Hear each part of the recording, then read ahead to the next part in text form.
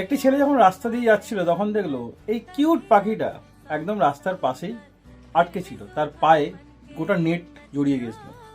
তো যাকে আমরা লক্ষ্মী পেঁচা বলি, তো পায়ে গোটা নেট জড়িয়ে যেতে সে ভালো করে তার পা থেকে সব নেট মানে জালগুলো খুললো এবং সে বসে বসে চুপচাপ দেখছিল।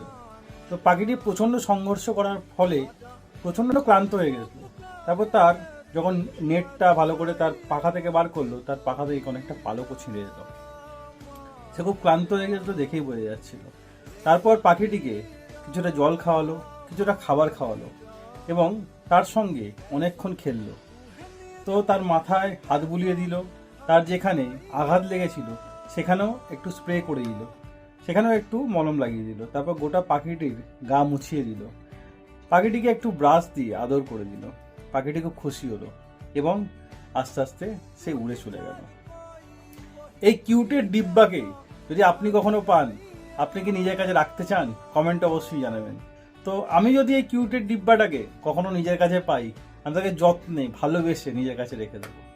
যদি আপনিও নিজের কাছেই রাখতে চান, ভিডিওটি লাইক করে অবশ্যই শেয়ার করবেন।